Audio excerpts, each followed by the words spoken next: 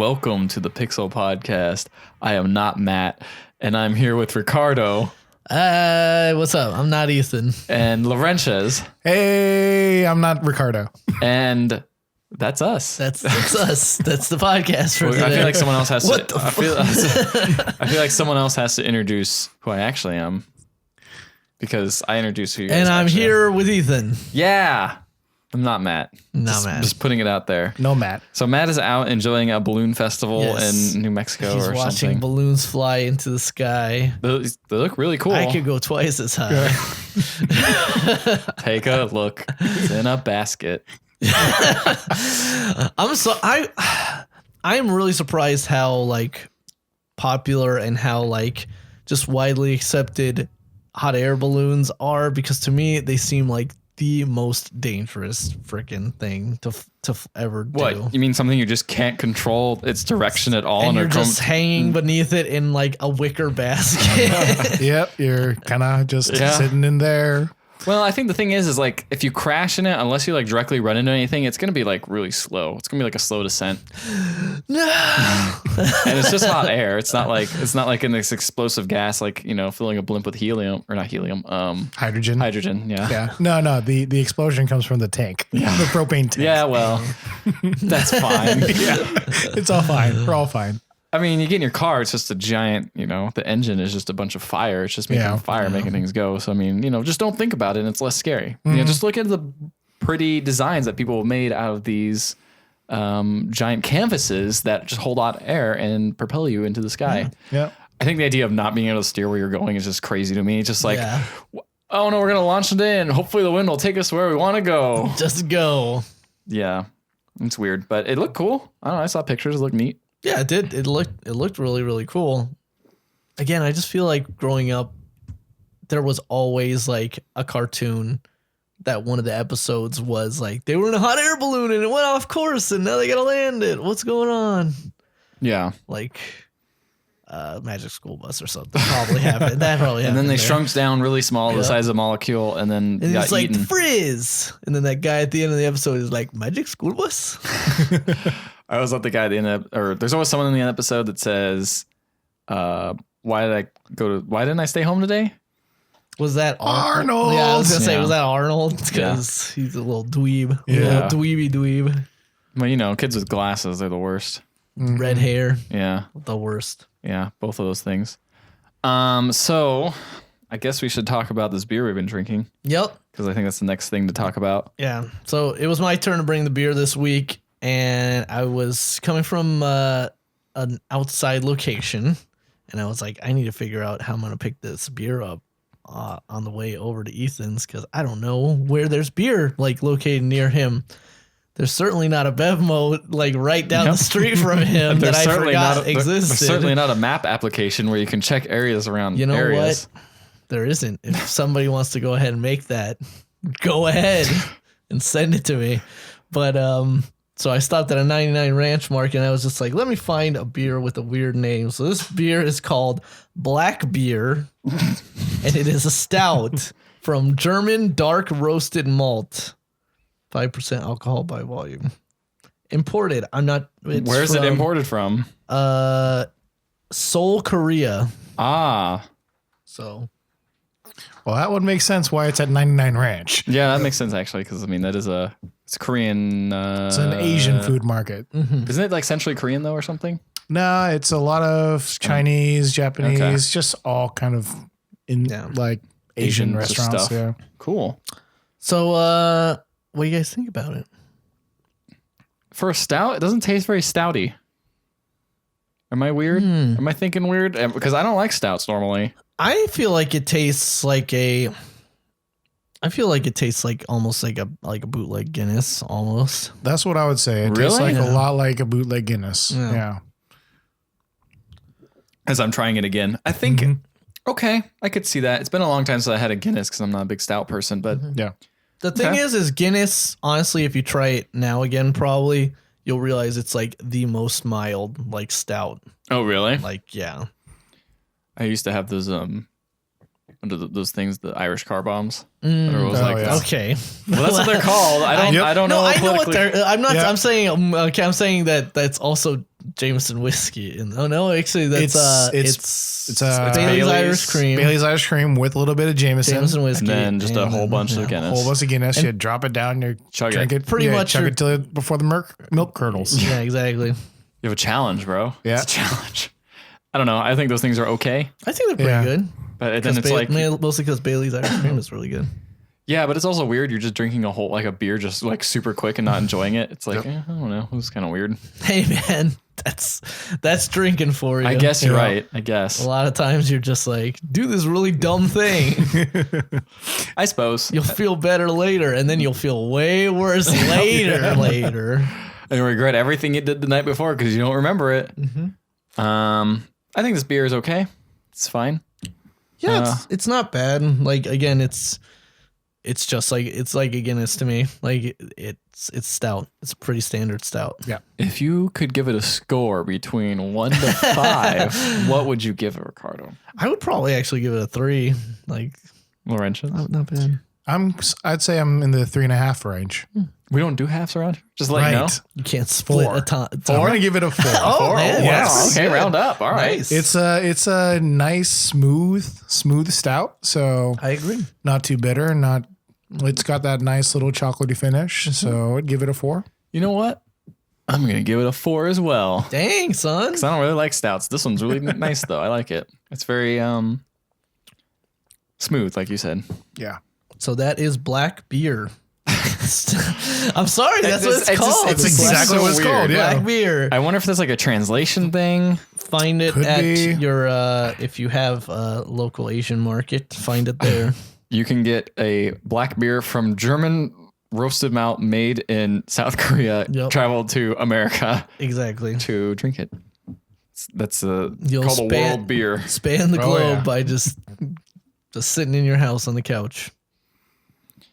All right. So I guess we'll talk about video games.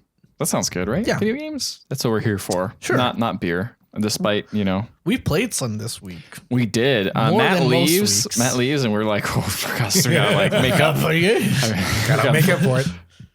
So, who wants to go first? Anyone want to go first? Anyone volunteering? Anyone itching? Or am I just gonna I think we have some crossover with everybody. Everybody has some crossover. We do. Maybe I'll start with the game that just came out on PS4 that's been actually out for a little while on Steam, and that is Darkest Dungeon, which has actually been out on early access for last year. I think it came out. Yeah, it almost feels like near almost 2 years ago, but I mean. So Darkest Dungeon, we talked about it a lot when it first came out. We kind of really gushed about it, and then we kind of all fell off of it simultaneously. I think because the game was very early with its content. It hadn't gone through a lot of its add-ons and balancing and stuff like that. So this is the final version, and it feels very much the same. How I remember. It's very similar. Like they made like minor tweaks, but like it's still like, hey, this game is brutal. Yeah, they added a lot more. A lot more classes to utilize, a few more enemy types, but then also like a few other things that make the game a little bit harder too. The corpse stuff. Like the corpse stuff is dumb. No, I mean it's not dumb. It actually, like I've run into issues with the corpse. So the way Darkest Dungeon goes, if anybody doesn't remember us originally talking about it, it's kind of it's almost like a roguelike turn-based RPG, but like your ultimate goal is that you're trying to get through these different dungeons in order to build up your party to tackle the Darkest Dungeon, which is your family's house that's been taken over by some kind of eldritch horror or whatever. But so you go into these dungeons. You have fights. You're fighting against not only enemies but also darkness and stress as your party takes damage, or it gets darker, or they fall into traps or whatever. They get more stressed out, and then they can become afflicted by mental like disorders, or they can even become like hardened and have like good traits go on top of them. And ultimately it's kind of managing your party's stress levels, because then you take them back to town and they get healed up, but their stresses remain, their like disorders and quirks remain, their diseases like remain, because that's another thing that happens. And now you guys can all get diseased, and then bad stuff happens like that. And again, it can happen not only just by going out, but for example, my highwayman was stressed out, and he's one of my best fighters. So I was like, I'm gonna send him to the brothel. That's one of the better stress relievers.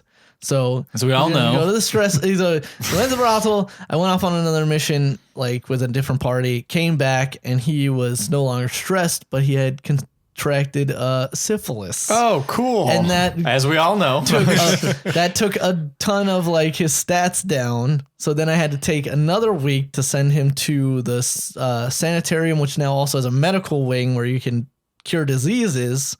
So we had to go in there too.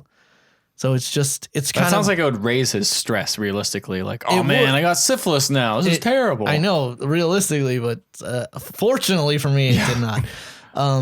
So it's just stuff like that happening. And the game, again, still does that really great thing of, like, at the moment you're feeling, like, most confident and, like, you can just blow through a bunch of these missions or whatever. Nope. Just bad luck strikes you. Like the random numbers of like crits and stuff all line up perfectly so that your guys are all just going to hit stress levels at the same time, and everybody's going to freak each other out, and you're going to run out of food, and then you're going to run into a million traps, and their light's going to go out, and then everything's going to go bad. So having said all that, this game is really, really fun. Like, it's really, really good. And the PS4, I think it tries to overcomplicate controls a little bit, because like you'd assume, I think it's trying to save you moving the cursor around so much, because like a lot of stuff is shortcutted on shoulder buttons or whatever. You hit this and whatever, but then it ends up just being confusing, and it's like I wish that they might have not just made it more scrolling through the things, but it works perfectly fine. Obviously, it's a turn-based game, so it's not going to be too difficult to port over to a controller. That's true. You can just take the time. It's like, oh, this takes a little bit longer. Whatever, it doesn't matter. It's not like it's action based or anything. So yeah, that's yeah, the game's great. I wish I played it again after it came out, and it just didn't grab me the second time. Like, it grabbed me a lot more the first time, but I think the second time I just saw the point where I dropped off the first time I played it. Was You definitely were the first one to kind of say, like, I think I'm finished with this game. As soon as I saw kind of the loop, and I was like, this loop just doesn't, it just seems more grueling than it seems fun. Mm-hmm. Like, I don't see it getting any easier. I just see it getting harder and harder. Yeah, taking more time to do the thing. Yeah, that's definitely... Like, I was running into really early on, like a mission in like the second area, like one of the first missions you take in like the second area, and it was just like grinding up my guys, and I was just like, I don't know what's going on here, because we're realistically shouldn't be having this much trouble, but we just are, because again, bad luck or whatever. But at the same time, it's kind of that the tribulations you go through is kind of what, and the stories that you build up for your guys and stuff is what kind of makes the fun of the game ultimately. So, I'll definitely be playing more of that. It's a good spooky game to play in October. Maybe not scary. Well, it is scary, but not in like the way of like, oh, I'm so startled. It's more like, you can't have good Twitch reactions. You're not going to have a cool YouTube thumbnail from this. Totally. You're just going to, whoa. Look at this arm just grabbed my character. Ah! Yep. Yeah. So that game's cool. Yeah, it's good. What else do you play? What else do I play? What other things do you play? What else do you play? I'm playing Batman. I played the second episode of the Telltale Batman. Handsome man. Handsome man. Everyone's handsome in that game. Yes, everyone. Well, and like I said, I streamed it. I streamed it just like I streamed the first episode. And everybody's saying like, man, everybody's like jacked in this game. Yep. Everybody's like almost bigger than Batman, like, or bigger than Bruce. It's crazy. Without going too much spoiler into it, I like it. I like the stuff they're doing. I like the kind of tweaks they're making on the formula of Batman. And again, I feel like the reason why they hammer home so much like, oh, my parents are dead, is because this is like the first game where it really addresses like, well, what were Bruce's parents like actually like? Like, what kind of people were they actually before they died? Because really, all we know is they died, and that's what made Bruce want to be Batman. But what are they actually like? And would they have like, is he really doing their work by like, right. Actually cleaning up the Batman? streets. Yeah, being Batman. So it's interesting. Unfortunately, I'm also kind of spotting a lot of the Telltale tropes of like, oh, I made this decision to this character and they're treating me like this, but I don't understand why they're treating me like this because I've been treating them like that. So they shouldn't be like, this character shouldn't be angry at me because I haven't done anything to make them angry at me. So like stuff like that, like just stuff like that popping up and stuff. But it's, the story so far is good. I'm just looking to see where it goes. And is it better than Game of Thrones, you think, so far? I think at this point in Game of Thrones, I was still very like looking forward to it, like, and really feeling like it was going somewhere good. I almost feel like it's not as good as Game of Thrones in a weird way. I don't know. We'll have to see. It's hard to explain. We'll have to see. Yeah. Righteous, I think you've been playing this game as well, right? Yeah, I've played the first episode. I haven't played the second episode yet. Okay, yeah, that's where I'm at. Yeah, so part of me got into the game because I watch Laura Bailey and Travis Willingham. They are on Critical Role. Okay, yes. So I listen to them every single week, just watching their D&D campaign. And through that, see a whole bunch of voice actors with a lot of crossover in games. And I'd have to say there's a reason why Laura Bailey is one of the best in the industry. So her portrayal of Selena Kyle is one of the best I've seen so far. Is Willingham? Is he in this game? He is. He's Harvey Dent. Yeah, he's Harvey Dent. He's Harvey Dent. So, and he does a good like a tough man Harvey Dent. It's kind of an interesting. He is jacked. Yeah, he's super ripped. He looks exactly like his character actor. And Troy Baker is obviously Bruce, and I recognize the voice actor who does Sully from Uncharted is Carmine Falcone in this. Oh, really? Yeah. And I'm sure there's some other recognizable voice actors. Everybody does a great job. Yeah. Question, the most important question, what color did you go with for your back gadgets? I went blue. Okay, blue. You went blue. What did you go with again? Purple, right? Man.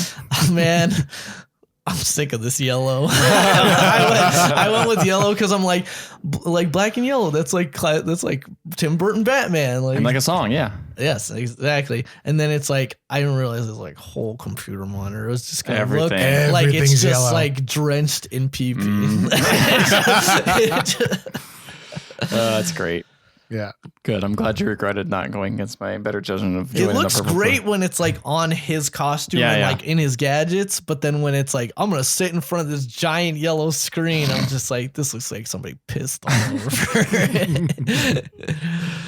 So you like the first episode? I did like the first episode. I think they went an interesting way with Cobblepot.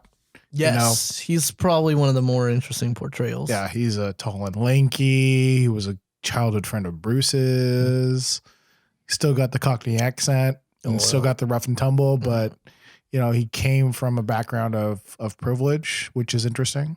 But yeah, just the fact that he's not a short, stubby little like aberration of what he's always been beforehand. It's an interesting look. Yeah, I appreciate that they're at least taking the mythos and changing it. I mean, that's what you kind of do every time you get a Batman property. Is you're like, okay, I'm going to put my own spin on it. And, Telltale's doing their thing. Yeah. We'll see if it pans out, if it's more like Walking Dead or Tales in the Borderlands, or if it's more Game of Thrones. I hope it's not Game of Thrones. At least they're changing it up on like Game of Thrones, I guess. Because Game of Thrones didn't mess with the mythos. It was so all. stringent. Like I feel like they almost couldn't. Though is the problem. I know. I feel like they couldn't, and that's kind of. I feel like that just limits your creativity so much, So I don't know. They had to work within their confines. Did you play anything else, Ricardo?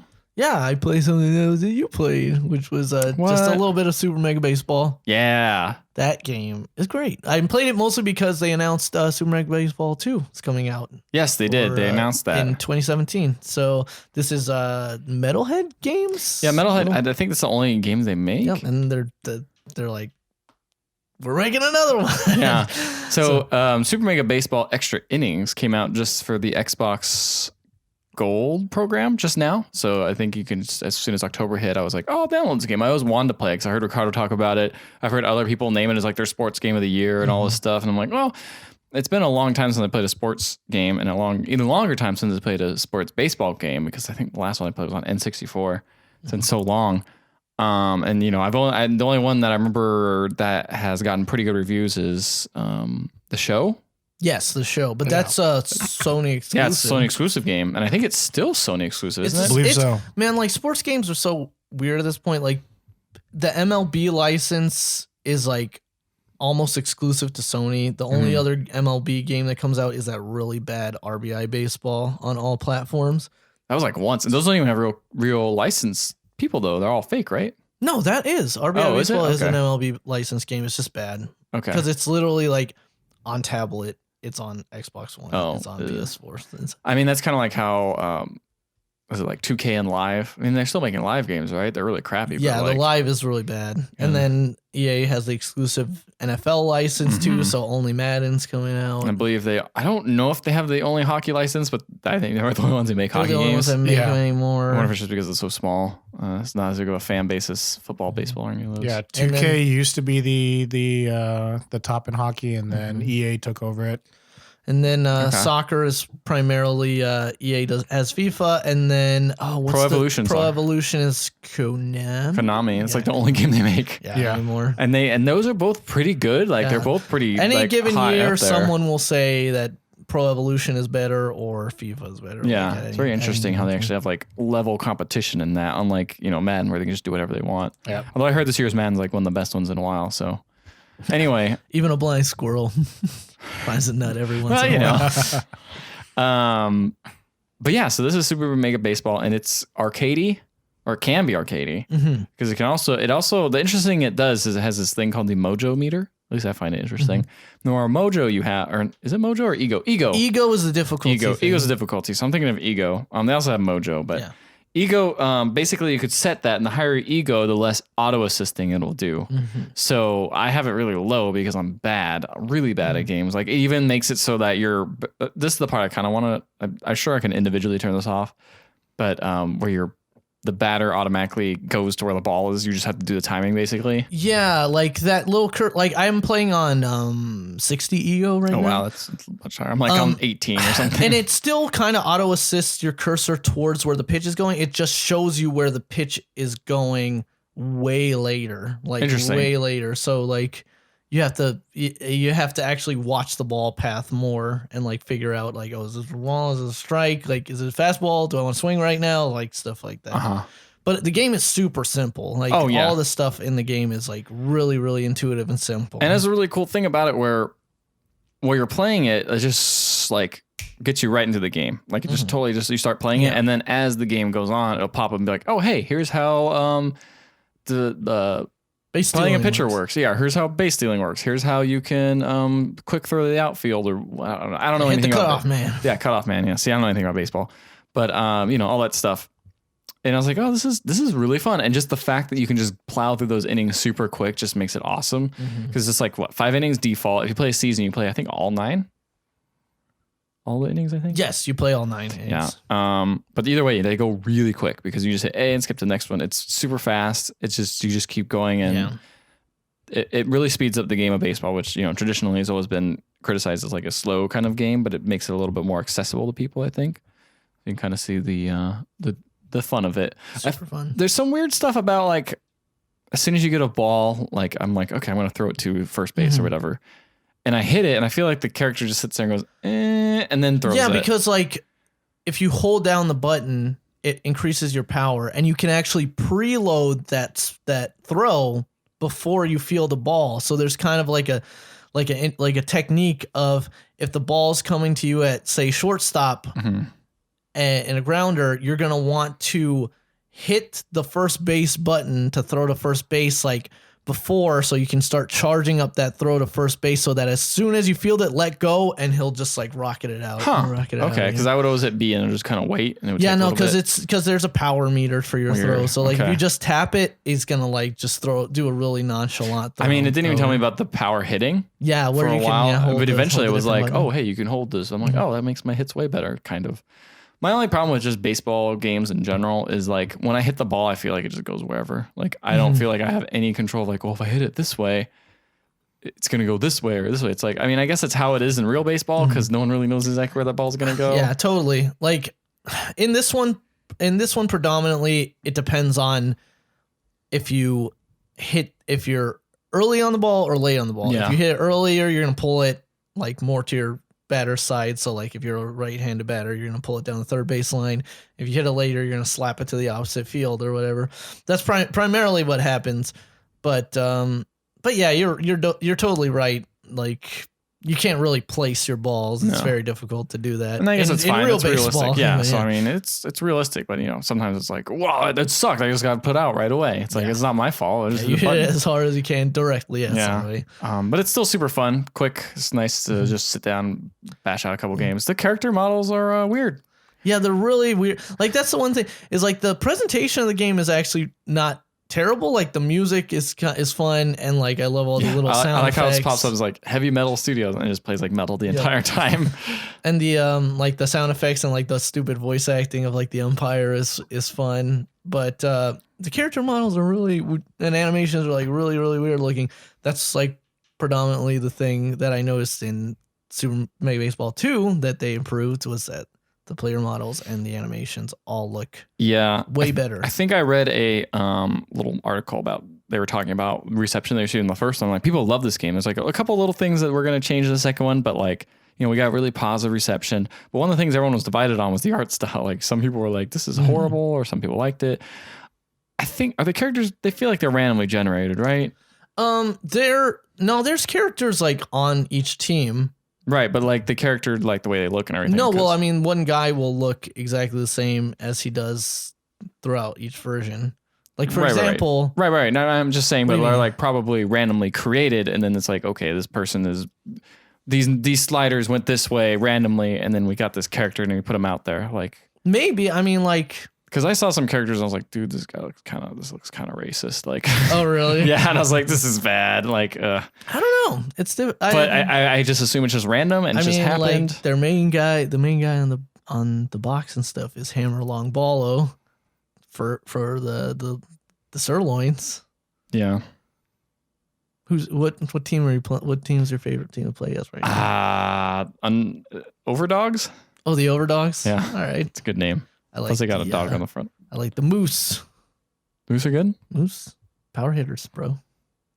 I like speed. I don't know why. I just think I like speed. I probably don't. I haven't played much with it. But yeah, that game's really cool. I was really pleasantly surprised by it. Good game. Get it now if you have. It's free if you have Xbox. Yeah, go. If you don't, I'm pretty sure it goes on sale regularly for definitely Steam or PS4. It's fun, arcadey joy. All right, I guess I should talk. Maybe. Yeah, maybe. All right, I'll go with my games then. So I've been playing. I started up this one game because I read a review that said it was like Battlestar Galactica in some weird ways. So it was So it's a game called Fractured Space. So imagine a MOBA mixed with capital ships. That sounds like it'd be interesting and a little hectic.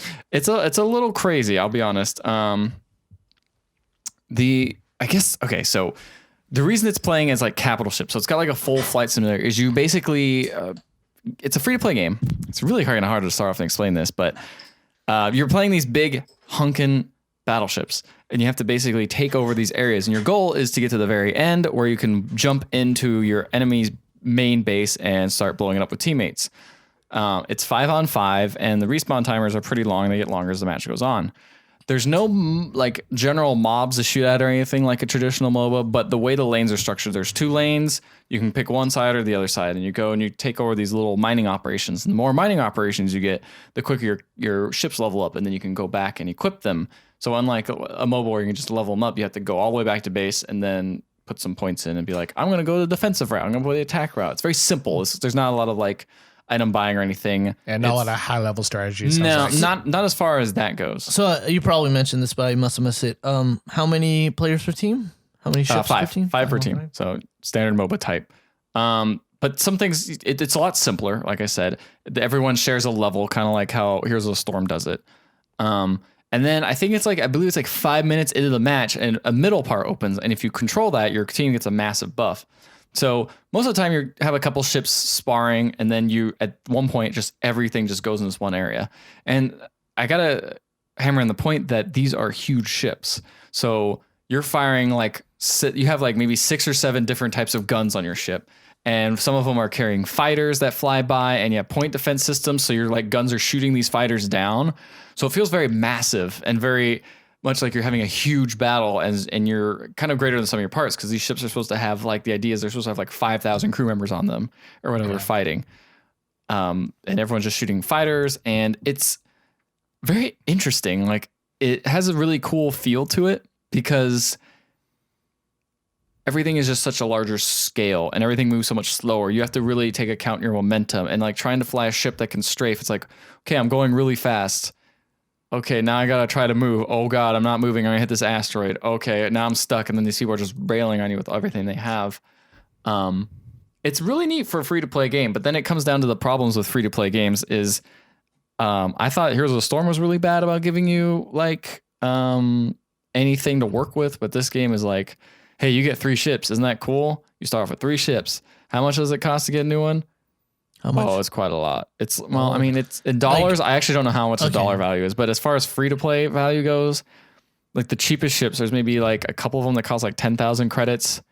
You get like maybe, 100,000 credits. Oh, Jesus. But you get maybe 8,000 credits a game. So you have to play a lot of games, like 10 games to get a new like basic level ship, and you don't even know if you like that ship. Does it have like a hero rotation? Like no, there's no so hero rotation. So you just have to be like, you start I off hope with I like this ship. You start off with 3 ships. I mean, one of them is tanky, one of them is fast, one of them is kind of in the middle and like heals.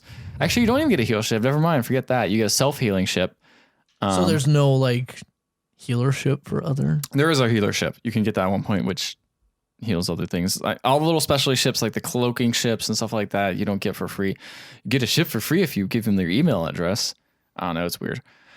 Sounds like the worst of free-to-play mechanics. It really does, honestly. And then you have another section, which is your crew, which you earn DNA points separately, and you can use those DNA points to spend to buy new crew. And actually, the crew stuff's kind of cool because depending on who you have, running the weapon system, they will say completely different lines of dialogue. So they'll have their own personality, and they will say interesting things like, we're actually getting flanked from the right, and which is actually true. So so it's cool to have that kind of like, oh, I feel attached to these kind of weird characters that are actually buffing certain stats and like sending me down a different skill tree.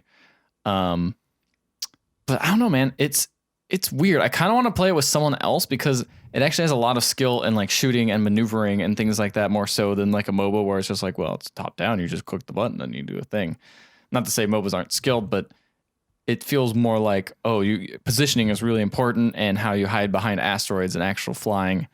So line of sight and actual naval tactics can very much. It feels like you're flying giant boats around. Like it's not super maneuverable. It's you have to really think about your actions before you do them, because once you commit, it's like, this is what you're doing. So sometimes I would try to go real fast and fly by people, because my preferred ship is this kind of the speedier one, because its main weapon shoots these homing missiles. So it can fly by really fast and shoot homing missiles, and you just hope. The problem is when you look and you're turning and you're shooting behind you, you can't see what's in front of you. So then you might just run into an asteroid and you're like, well, I'm dead, because I'm just going to get railed on by everyone else in my team.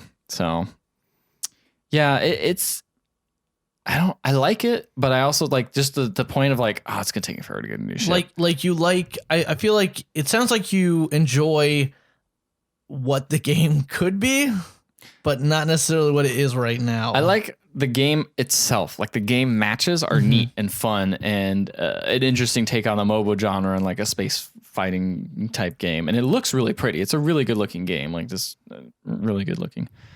But everything surrounding the game, as soon as it throws you back into like, all right, the lobby, it's like, this is, maybe it's just me just getting tired of free to play games, but like even the prices on some of them, it's like one ship, this is $50. I'm like, no, man. Oh, man. It comes with its crew, like really nice crew, and it comes with special skins, but I'm like, and I mean, I guess people who would buy that would justify you pay $60 for a game itself. You're getting this game for free, and then you just buy this ship for $50. Yeah, but it's like that's one ship for $50. Yeah. Like it doesn't seem like a good value because like Heroes of the Storm, you can buy a bunch of characters for like $40 or something, and you'll get like a good handful, like at least 7 or 8 solid ones, some exclusive skins, some cool little cosmetic things, and like a boost and like a couple other things, as opposed to just one ship.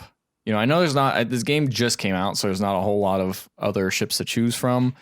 But like, I don't know, they could just maybe make it a little bit more generous. Because they even make you pay for like a boost where it's like, if you win a match, you do really well. Also, I've never won a game yet because I suck. But like, I played like 8 or 7 games. I always lose every time. I don't know if it's me or my teammates, but I don't know.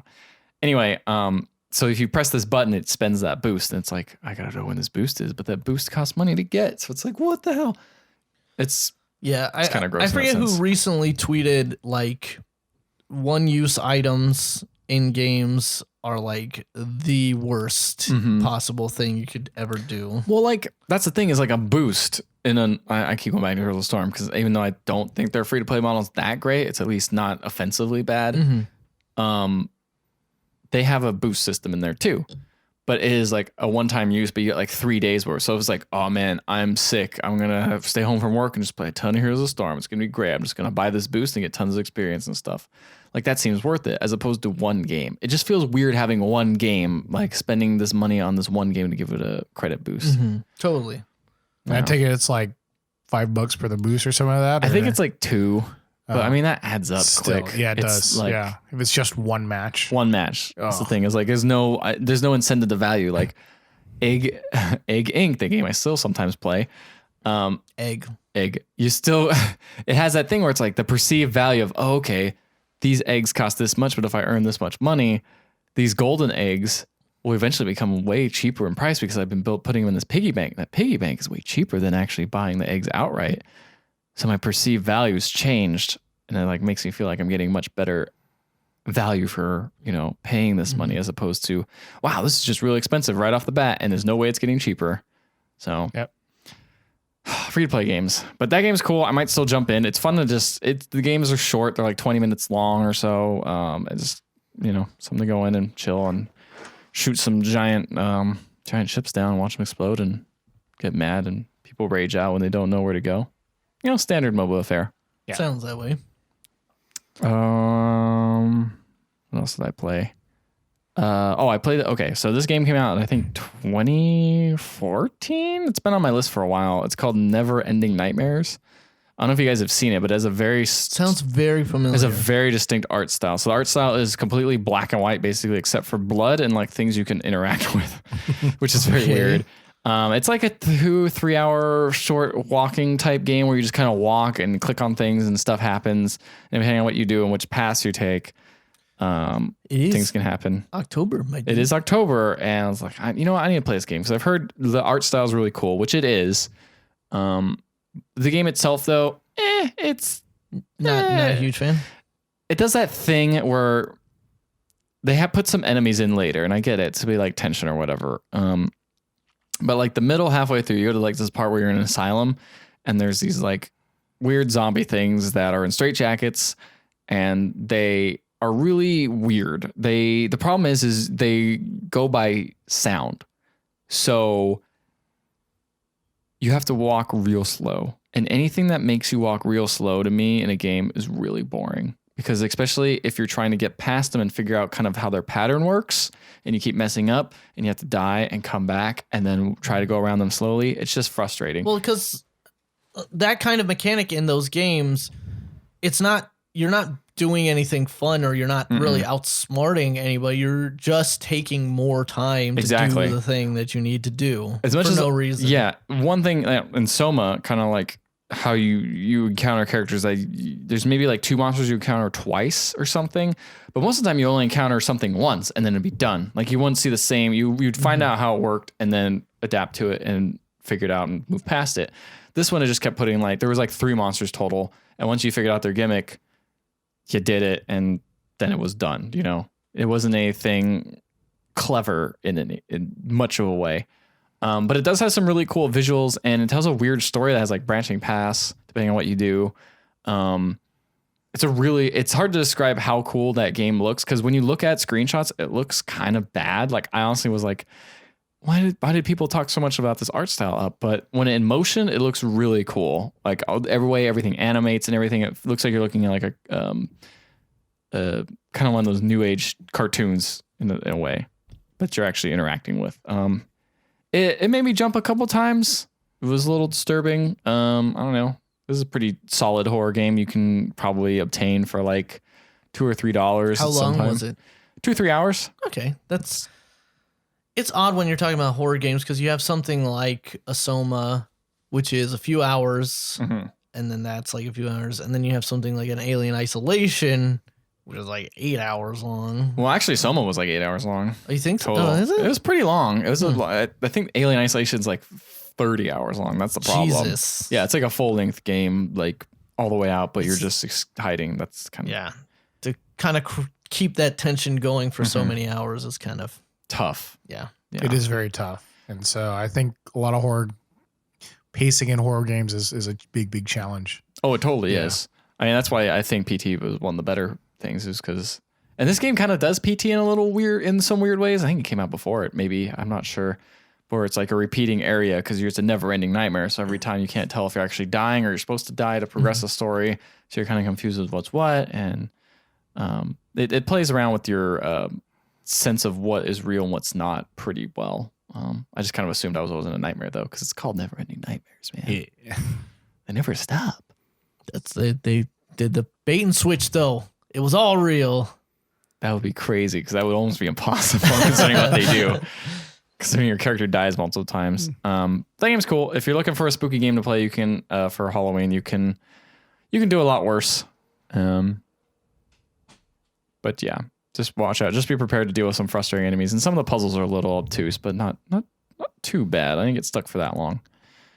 But that's all I played, I believe, this week, which was a sizable amount. What about you, Laurent? Besides Batman, what have you been into? Most recently, Vega Conflict. A buddy of mine kind of turned me onto it. It's a free-to-play game, kind of in the style of Clash of Clans. But what turned me off of Clash of Clans is that you can't be tactical at all in that, where you plop enemies, they attack the thing, and they go for their favorite thing. And the logic is sometimes, why are you attacking that thing? Yeah. Or why did you attack the other thing? Yep. Where at least in Vega Conflict, when you get into the battles, you can individually, you can either just let the AI run and go, but you can actually say, focus fire on this ship. And focus fire on this, and it becomes kind of like a base builder with like space and the space stations, and it kind of feels like you build up these fleets, and it kind of feels like a little bit like a more combat oriented Stellaris, I would say. Okay. Without colonizing extra places, but like you go out, you attack for resources, and you come back and try and build up the base. It's a big base builder, just kind of like Clash of Clans. So is it? Yeah, I was gonna say, is it very similar to Clash of Clans, where you just kind of like, I want to raid this person, you just click a button and you start raiding them, or? It's more right now at least this point. You can raid other people, but there are like NPC stuff. So there's a lot of like these fields, and they send these ships that are AI ships. And different fleet levels, and so you can attack those guys. So like if you don't want to grief anyone, you could get by with just attacking other things, at least in the early levels. So it's kind of nice where you don't have to piss somebody off and get wrecked in return. Yeah. So you can just kind of build up and go the PvE route versus the PvP route. Okay, so there's some options. Yeah. Okay.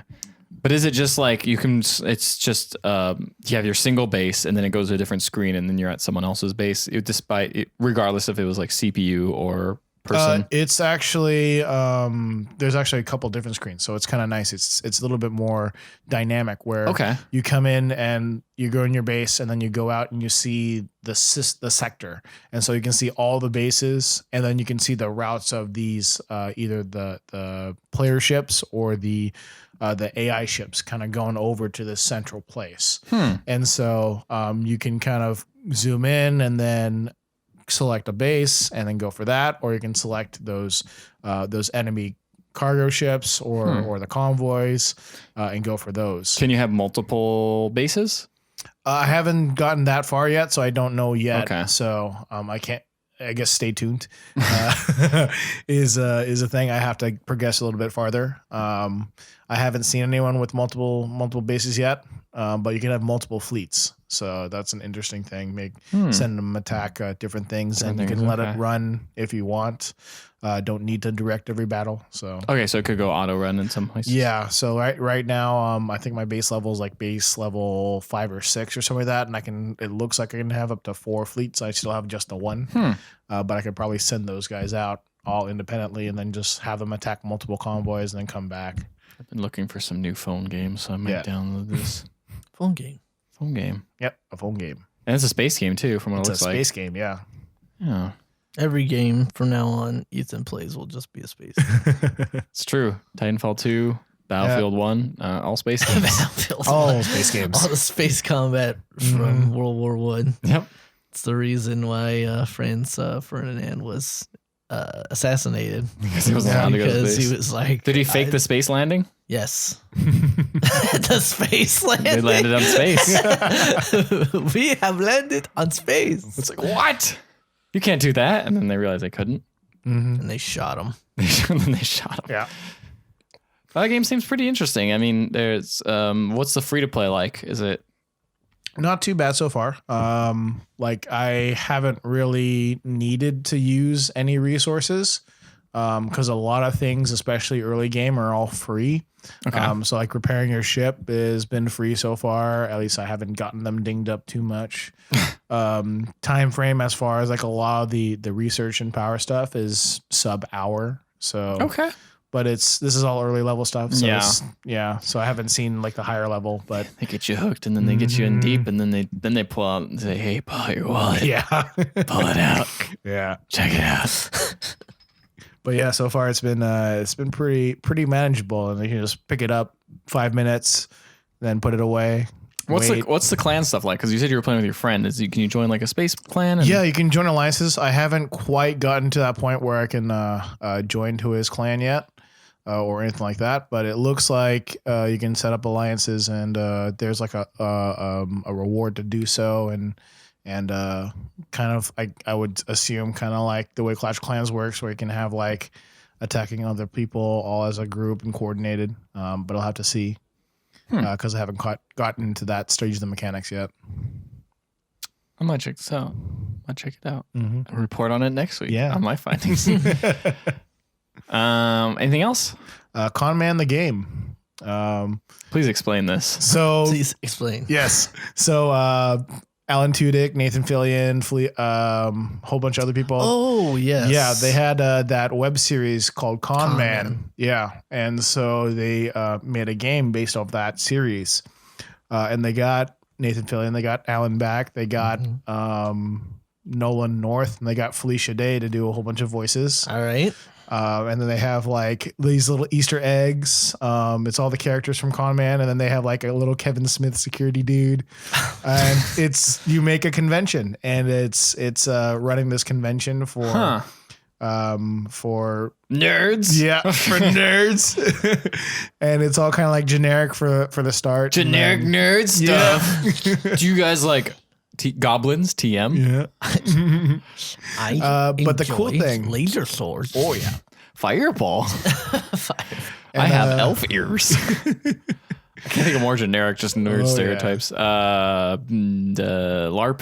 LARPing. Yeah. So this is this is your phone, mobile iPad, phone, yeah, iOS. Is it dollars? Android.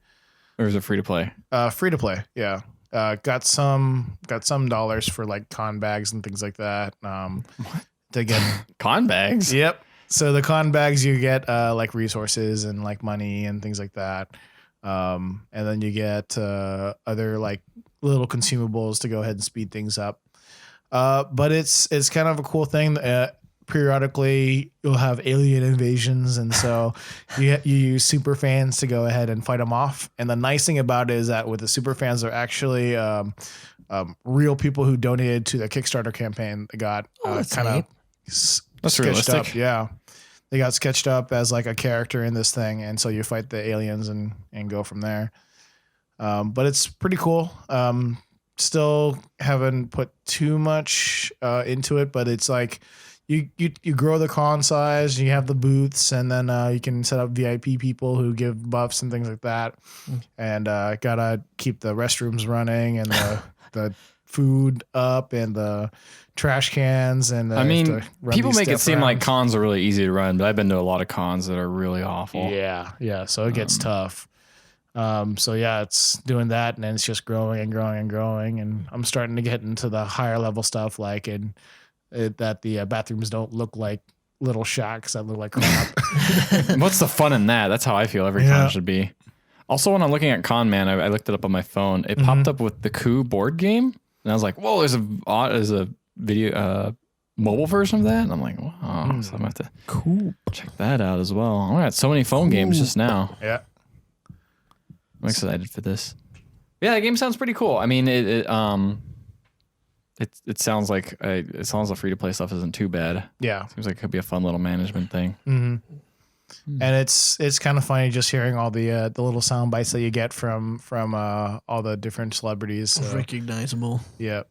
Explain to me. I've been to conventions and I've seen the Con Man advertisement, but I don't know what it is. What is the actual main thing? Because the game is obviously a spin-off of that, but what is the thing? So it was a web series. Pretty much, I think it was created by Alan Tudyk, who of course is he got him and his buddy Nathan Fillion, and they kind of riff off of the Firefly kind of dynamic, where it's him trying to recoup kind of his stuff from this very short-lived show that died before its time. And how he's making a living just off of this fan base that has loved that show, and try and keep it along. That's so weird. It's so weird to me. Very meta. It's very meta, yeah, because Nathan Fillion comes in as it's just how it parallels his real life, how he's had a fairly successful after. After it, and kind of goes unlike him, but more like the big ego kind of thing. I don't know how I feel about that. That's funny, but it's also I love how they always tease that Firefly, it's not coming back, and then it's just but all the actors just hang out together. Yeah, it's they do. All right, guys, I see how it is. I guess you know what, if they whatever they come back with, the expectations will never be met. Yeah. Is that it, guys? Is that all we played? Are we done? Anything else you guys want to talk about? No? Yeah, it's been pretty light. So pretty light. Just enough for phone games and Batman. All right, Batman phone game. So I guess it's time for the news.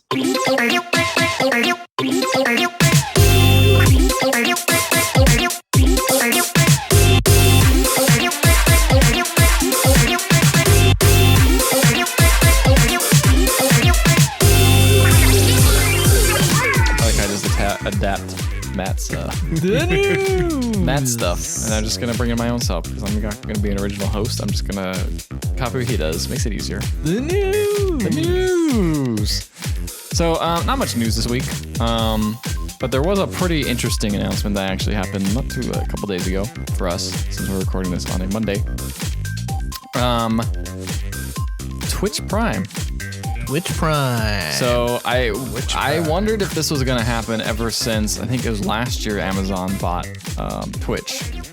I don't know, it's 2014 when they bought Twitch. I was like, I wonder what they're going to do with that. I wonder if at some point they're going to roll in your Amazon Prime subscription to include something with Twitch. surprise, they did exactly what I thought they were going to do. So for, I think it's anyone who owns an Amazon Prime membership automatically gets basically the equivalent of Twitch Turbo, which I think was their subscription pro service before. Yep. So that means you get an ad-free experience. You get some cool emotes and some chat badges. You get one free channel subscription every 30 days, which I don't understand what channel subscriptions really are. Well, because I know you can pay $5 to like a thing, and I didn't know what it did. Yeah. So basically, Twitch would get a cut. And then you would get subscriptions to specific channels to help support them. Speaking as someone who was a Critical Role subscriber, can speak to the Geek and Sundry one. Basically, they gave you access to the video on demands, and then emotes for their thing, and then a lot of their chats, because of how big like certain shows got, became subscriber only, so you could participate in the chats. Same. I subscribe to Maximilian's fighting game channel, and I get specific emotes, access like to the Benny emote. Yeah, access to it's worth the $5 a month as it is. The access to subscriber only streams, and I'm pretty sure that's all he does. But yeah. So each Twitch channel can control what they kind of want. When they get to a high enough level, they can kind of just say what they want to do with their subscription type money, like what benefits every. Kind of, yeah. So they can kind of, I mean, for the most part, it's pretty standardized as far as like access to video on demand and then access to emotes and things like that.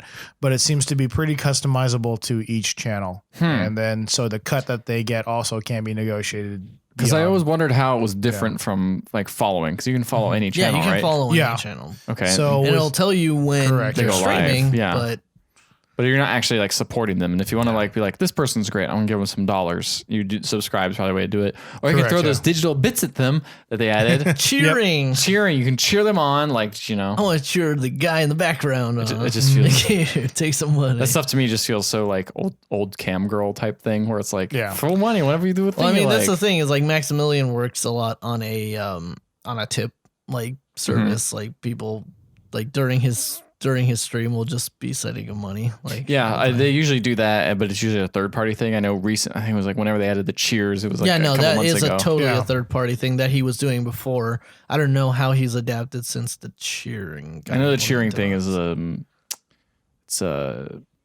know Twitch just wants their cut. They're just it was just smart because, you know, hey, if you're doing this thing and people are doing it for free, why not integrate into the service and let's get a little money. But so you get one free channel subscription every 30 days, which is kind of cool. And an interesting thing is they say free game loot every month. And the first one was a new Hearthstone hero. Yeah. So that was pretty interesting. So I went ahead and claimed that. Tyrion. She's in Heroes of the Storm. She's a priest. Yeah, she's a priest lady. She's a priest skin. Yeah. And then I think they're releasing an indie game. So they're, I don't know if it's out yet. I couldn't find a way to download it. But basically they made Amazon actually, I think it was at TwitchCon, they announced a couple of games they were making or revealed some of them. Because a while ago, I think they bought the Crytek engine. And they announced that they're going to start doubling down on making games. So they've released a game that I believe says, you know what, this article does not say it. But basically it is a game that is for Twitch streamers to play with their audience. And I'm just like, this is so weird. That can get really, really weird. This is weird to me. I mean, I know there's been games like that before. There was a game I know me and Matt played at Indicate a while ago where the Twitch streamers could control what was going on in the game. I know there's been some where it's like you can cause the jump scares to happen at this time. The Twitch streamers or the Twitch watchers can do it. Batman has a weird. Batman has the new Twitch viewing mode, or streaming viewing, where you can have everyone decide the decisions for you, or like vote on which ones they want. Yeah, which is weird. It tends to be a lot of newer games tend to have now Twitch integration. I wonder if that's just because they're hoping that maybe Twitch streamers will do it, and maybe then it becomes marketing at that point. I think so, free marketing, because Conman actually has a streaming mode as well. Really? How does that even work? Because it's a mobile game. I have no idea. So it's interesting. Because there is a Twitch app on there, so I would That's so weird. I would think it probably integrates on that. So streaming is an interesting thing because it's becoming easier and easier for just anybody to do. Like again, like Blizzard worked it directly into their client now, where you can stream directly to Facebook. And obviously the PS4 and I want to say the Xbox One does it, has the built-in streaming functionality. And like well. NVIDIA, like anytime you buy an NVIDIA card, it just has a little button to like go live instantly. Just click this button. You know, they're making it easier and easier, so it's like anyone can stream. But like, you know, people have been streaming a while and they got those crazy overlays. Oh, yeah. And there's just tons of stuff going on everywhere. And, you know, and every time you say something, it pops up in the screen and like confetti pops out or something. And it's like, it's very customizable to like the current audience. Yeah.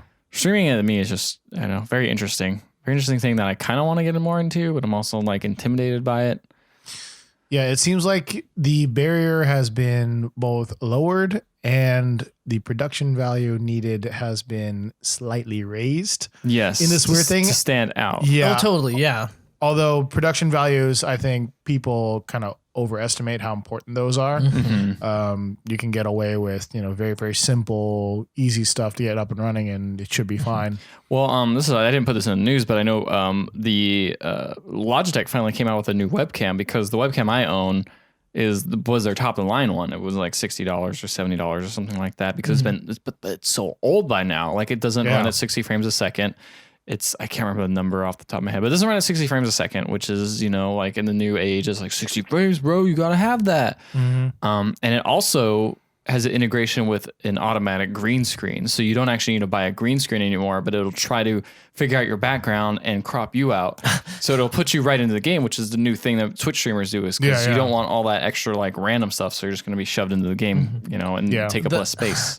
The PlayStation Eye tries to do the same thing. Oh, really? It has an auto crap. Auto crap. That's a Freudian slip. It got that auto crap. It's got an auto crop functionality. It always looks like garbage for my background though. So like I just go with the box. No, I totally get that. So I mean, it's interesting just seeing how everyone is just going like streaming, man. Like Jackbox games, those have a streaming feature on them now too. Like especially the new Drawful 2 has very much all about streaming. So you know, Twitch is Amazon and Twitch combining together, man. I mean, ultimately, it's just that experience that you know you had when you were younger of like, oh no, I don't want to play the game. I want to see you play it. I want to just see you play the game. I know. Now it's just like on a. I mean, it's weird because like all my friends come over and we just watch me play a game and laugh at how bad I am. I mean, you know, it's the same thing. It's weird. It's weird how everyone's just like watching games is great. Yeah. Well, Twitch in itself has kind of there've been a lot more. It's an interesting medium to say, because now you have different things, not just games, but you also have like creative stuff. And the feeling I would think is that also there's going to be a specific role playing set, because there are a lot of people who are role playing RPGs now. So well, there's like we're streaming those. RPG, the artwork stuff. I keep toying with putting this on, recording us actually talking in a chat. At some point, I want to do that. Put us on Twitch on the video game chat section, because I think we did what was the Korean eating thing? Mukbang. Because we were eating salt and vinegar Pringles. Pringles, and we're like, this is a mukbang, and people were very disappointed by that. Yeah. But they I mean, were like, eat a chip, throw a chip at the screen. Yeah. And it was just like, this is getting weird fish area now. Yeah, we're going to go, we should maybe stay on the video game chat section. But they have, you know, they have the cooking, they have the hobbies, they have the people who just, you know, like, I'm showing my cosplay. This is how long it takes me to make this. It's interesting, and people seem to be flocking to it. But Twitch also knows that it has to keep up with kind of demands, and YouTube is also trying to gun for that with YouTube gaming. Yeah. So now Twitch is allowing you to upload pre-recorded videos. Yeah. Which is, I feel a little against it, but if they're doing that whole subscribe thing where you want to subscribe and get all those like backlog videos, like, I don't know, it could be kind of what people want to see. Yeah. Yeah, as another thing with Critical Role, just because, you know, it's my biggest entry into Twitch. It's a big catalog. It's over 300 hours of content. They're at 69 episodes, and each episode is at least 3 hours long. sometimes they're 5 hours long. Jeez. They have an international audience. And so like even East Coasters, sometimes they start at 7 p.m. Pacific, which is great for us. But, East Coasters, it's starting at 10 o'clock. They frequently roll into 12 or 1 o'clock in the morning Eastern time. Mm-hmm. And then we have like those European peoples where it's 3 or 4 o'clock in the morning when they're starting. And just their audience is so big that, the video on demand is something that really helps. I mean, Twitch has had that for a while though, where you can like, they would keep track of archive your old videos and stuff. But like now you can actually go and straight up edit like videos and put them up there. Mm-hmm. So it's like supplementary content. I wouldn't be surprised at some point, because right now you can upload all your videos from Twitch into YouTube. Yeah. Like there's a button that does that really quickly. I wouldn't be surprised if someday that button goes away, because they are straight head-to-head competitors at this point now. Yeah. And if there was some company to take on YouTube gaming or YouTube in general, Twitch it would be Twitch. Yeah. Twitch is huge. Well, that's totally what I was going to ask right now, is that like, obviously when, for example, I predominantly stream, and by predominantly, I mean exclusively stream using my PlayStation 4. And whenever I go into broadcast, it pops up. Do you want to do Twitch? Do you want to do YouTube gaming or live stream? Live stream. Is there any world in which Twitch is not the like absolute be all end all of like streaming? No, I mean, YouTube, it's fine. It's just one of those things where it's like Google Plus, where it's like, hey, there's already something everyone uses. Yep. Everyone's already comfortable with it. It works perfectly fine. You just created something that offers nothing better. Mm-hmm. Yep. The only way I see YouTube gaming being like somewhat beneficial is if like a channel or a property or whatever started with the YouTube and they have the predominance of their following on there, because then people get notified as soon as they go live for streaming. It's like Instagram stories. Like, if you're already following a brand or whatever on Instagram, they're going to be like, oh, well, let's just leverage this already. Exactly. Like for example, I run the social media accounts for a certain brand. We tried using getting a Snapchat channel, which worked out okay, but once they rolled out Instagram stories, we were like, well, predominantly all the people that are following us are following this channels, and why don't we just leverage that to get out the same kind of content instead of trying to get a bunch of people to sign on to this new platform? Trying to get a sense. So the other thing I can see that would work out, just going off of that, Snapchat versus Instagram stories, is that Instagram stories has a much better user interface. So if YouTube can somehow improve the user interface or some of the creature comforts of Twitch. So like something that happens a lot with Twitch stream is you can't pause it and come back. Unless you're watching the video on demand. And so sometimes they're just, if you want to grab something real quick or something like that, you can't do that. You just got to let it run. But also, doesn't that defeat the purpose of like being in the chat room and being live? Like, isn't that like, wouldn't you be desynced by that? Like, I get what you're saying. Like, that would be an advantage. And that would be one of those things where the market is like, hey, YouTube offers something different, as opposed to right now, it offers pretty much the same thing. Also, the YouTube interface, I don't know if you guys have been to youtube/gaming.com or whatever it is. It sucks. It's really bad. It's really clunky. And it kind of does the same thing Twitch does, where it's like, here's the top games, but it just doesn't work as well. Like, it's not as clean. Like, the one thing I appreciate about Twitch is it's not exactly a pretty interface, but it's totally functional. It works. Like, you can get to your game that you want to search for. It does its job, See, I was meant to check out YouTube gaming, but there's no reason to, because it's like everyone is either broadcasting on Twitch or they're not. It's like no one is like, oh, check out my YouTube gaming stream. It's mostly like IGN has gone live on YouTube gaming. Yeah, or whatever. Yeah. It's like big companies like that. Or you know what they're doing now? They're just going to Facebook Live. Yeah, I feel they can get it looks like they're trying to reach across with the popularity of their YouTubers to do more live stuff to help. It's also just they want to secure, because they know that, hey, YouTube's advantage is they can just put out these really nicely crafted, like, educational videos or game theories or, whatever. And on Twitch, you can't do that. You can't have that highly edited content. But now they have that. So it's like, hey, just come to Twitch for all your gaming needs now. you know, as opposed to YouTube where it's like, well, maybe I want to go see, you know, a beauty tutorial or whatever. Because they have like tons of stuff on YouTube. Oh, yeah. Twitch has their niche in gaming, and, you know, Justin TV's no more. It's all about streaming video games. Yeah. Yeah. Interesting times we live in. Yep. What else we got on here? So is the next one the one that's gonna make me very angry? Or no? Yeah. Not angry, but like just bummed. Yeah. Modern Warfare Remastered requires Infinite Warfare to run. No. So you can't there's confirmed there's no way you can get Modern Warfare at all unless you buy Infinite Warfare. This just I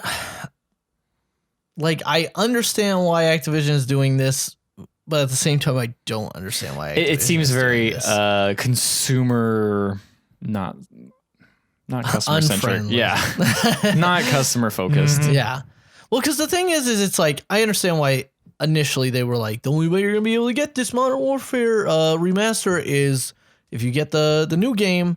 I understand why they do it is because they want at launch they want everybody buying the new game. They want everybody to get the new game. And Call of Duty numbers have been not as what they used to be. Yeah, they want everybody possible to get it, and if that's gonna draw over a couple of crazy people who are gonna buy an $80 game so that they can play Modern Warfare again, like more power to them.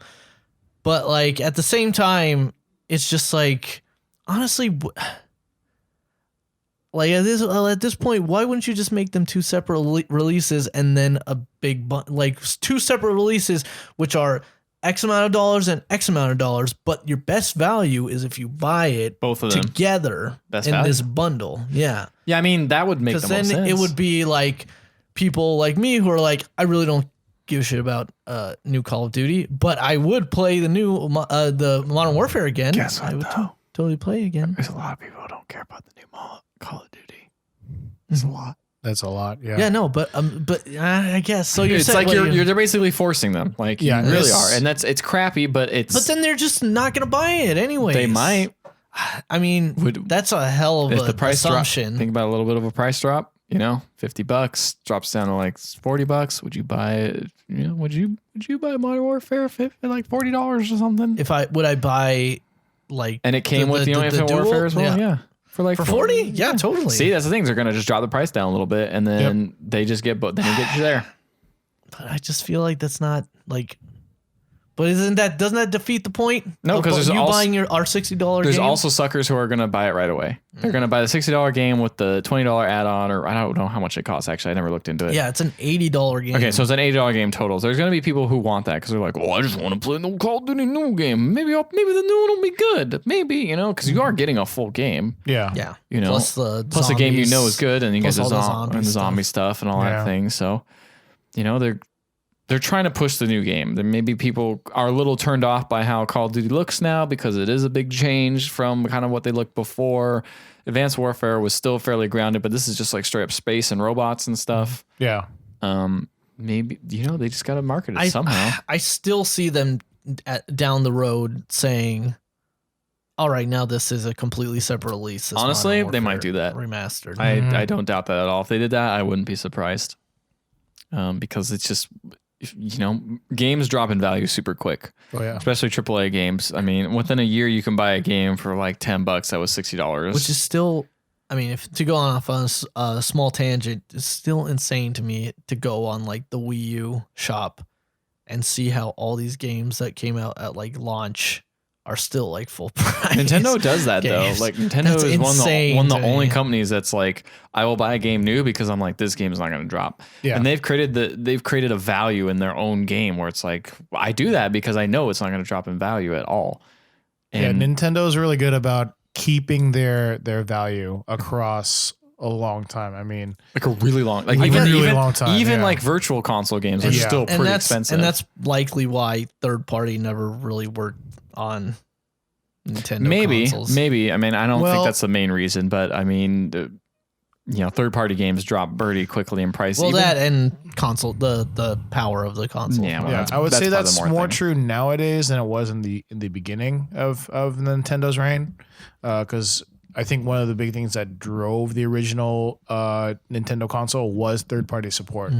So it's what what killed Activision and ColecoVision and all that. Oh kind yeah, of no, thing totally, was, yeah, yeah, no. The rise came from like third party, yeah, totally. But obviously. that's not the case now. But like now, it's just I mean, like, Zombie U was like I've seen it for $5. You know, like there are certain times I've seen those third party games drop in price. I think it's just Nintendo and just their brand and just the way they work.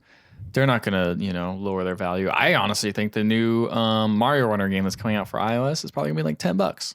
You think so? I think it's going to be pretty expensive. Man. I think it's not going to be as cheap as everyone's thinking as for phone games. I think it's going to be on the upper echelon. Some people are saying $20. I'm like, that's crazy. You know what? I can see the label being $9.99. Yep, honestly. I could see that. I could totally see that because it's Nintendo has their own thing. They're known for their quality. I mean, it's like Apple in a lot of ways where they have a precedent and they have a standard to keep. And if it's like they lower the price, your perception of what that value of that game is also goes down. They've worked hard on that, despite not all Nintendo games are great. Star Fox Zero, that game actually I did see for $30 recently. Did you? Yeah, Interesting. Surprising. It's almost like the quality matters too. I'm at that point where it's like, but Super Mario World, I have not. I'm at that point where I'm looking at my Wii U and I'm like, I'm either gonna just turn this into like virtual console system where I play all the old games that I really want to play, or I'm just gonna get rid of it. And that's from someone who's never sold anything in their life. Yeah, who's never sold any of it. That's the thing is like, I even feel weird. I'm just like, do I just want to give this to someone? No, I paid a lot of money for that. No. But yeah, that was a tangent. Anyway, that's a good tangent. Anyway, F this whole Modern Warfare thing, man. That is so bizarre. I get it, but yeah. You need the disc. It's a driver for their new game because the reviews have been very lackluster. There's been no. Has there been reviews, or maybe they just know the game's coming. Yeah, they like know preview. that they just know that the right now the attitude of most people is that, oh hey, it's coming out. There's no excitement, and so they need a reason for them to retain those sales for the new game, and this is a way of doing it. Yeah. Sorry, my mom is texting me. It's like, I'm trying to open Excel files with WordPad. I'm like, please don't do that. That's not going to work. It's like, I can't see them now. I'm like, yes. Please, it's not going to happen. Just stop. Just hold. I'm going to get, Microsoft Office installed on your computer in a bit. Oh, God, now I'm calling her. Okay, wrong button. All right, so. And joining us is Ethan's mom. Remember how I said I ponied up for the Fig Kickstarter Fig thing? Yes, and I thought that was crazy. Very, very, very bold of you. I wouldn't say crazy. Very bold of you. It was very bold. So now after more than a year, you can finally contribute non-accredited investors into the Psychonauts 2 campaign. And I believe they also unlocked it for the other games that they asked for. So actually, I was thinking about this the other day. So Psychonauts 2 is like funded, right? That game is happening. That game is happening. Right? Okay. Nice. That game is completely happening. Gotcha. So now, the thing is though, is like how many investors like me, I'm just kind of like, I don't know. Like I'm kind of lukewarm on it. They never got my money. I just said like, hey, I'm interested. Like, I don't know if I'm going to put money into it now. It's not like, I can afford it or whatever, but it just, I don't know. Like, is Psychonauts 2 going to be good? I don't know. It just seems like such a risky investment. But like, I wonder how many other people are actually going to back out of it, because I don't know if that was counted into the quote unquote funded goal where they reached the threshold, if they were counting people who theoretically would invest in them, or if that was like, oh, this is just extra money we could use. I don't know if that's what it counts as. So, but regardless, it took them a long time, and finally Fig is now able to allow people to help crowdfund games, kind of like their special thing was that they were showing. Yeah. Where you can invest in a game as opposed to just, hoping to get it to work. And their next game is going to be Wasteland 3, which the successful follow-up to Wasteland 2, which people really seem to like, from Innings, which is a local Southern California company as well. So I don't know. It's finally happened though. It's interesting how long it took though for the government to kind of I was gonna say it was all like red tape that they were trying to clear up this whole time, right? I mean, not surprised because it's a financial system and there is a lot of red tape. The government moves slow. Yes, for a reason. I just find it weird that they were like they they rolled out like the possibilities, all this stuff you're gonna be able to do before they had actually like cleared all that stuff. Yeah, I mean, it would have been another year. They would have had to wait a whole another year before You're they right. did that. So they wanted to get all their money first and start working on the game probably. And, you know, I mean, but you could always invest in Psychonauts before as a accredited investor. Mm-hmm. It's just the people who wanted to spend, I think it was like, you have to spend like, I think it's like 10,000 or something if you want to be if you were an accredited investor. Yeah, accredited investor It is was- usually minimum of 10,000. Yeah, it was but then a if you're, ridiculous you know, Joe Schmo over here like me, just want to spend like $500 or whatever, which is the minimum. You know, you can do that now finally. So like anyone can invest. So I don't know. We'll see how much Fig's been going because interestingly enough, they kind of had like a lull there where they didn't actually put out any games on their Kickstarter like thing. I know it's not Kickstarter. Crowdfunding service for a while. So we'll see how that kind of pans out as time goes on. Weird times. What do we think? What are our hopes for Psychonauts 2? Is this game going to be good? It's kind of hard to capture the magic of the first one. Yeah, I feel like it's that and like new Double Fine, like they put Double out. Fine's been just so. Although I heard really good things about Headlander, like it's legitimately a pretty good game and doesn't have the kind of Double Fine thing where it's like this game's really neat, but it's not very fun. Like I've actually heard Headlander's actually pretty fun to play. Because like I haven't played the second one, but like Costume Quest, really cute idea, like decent RPG turn-based combat, like sort of Mario Paint, not Mario Paint. Yeah, no, Mario Paint. You just swat the flies. Color splash. Swat the flies. Yeah, no, like a Paper Mario style, like active combat stuff, but just ultimately kind of like, all right, that was a cute little game. It's just so repetitive. And then like same, yeah, exactly. That repetition, same with like Stacked, really cute, great aesthetic, like great music and presentation and stuff. But just like this game is just the same thing. And Massive over Chalice over was again. just XCOM.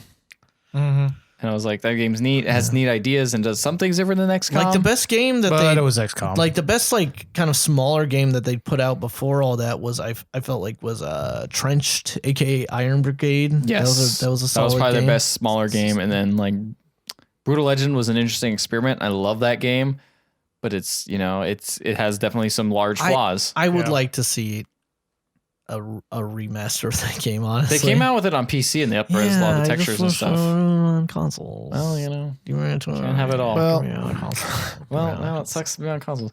What was the other game Psychonauts was the one that everyone said was the only like legitimately like this game is really great. Yeah. It's great style, has great gameplay, and I didn't beat that game, but I played it and I totally agree. Like that game has got it's the whole package. Yeah. But I feel like Double Fine games just never really complete that whole package.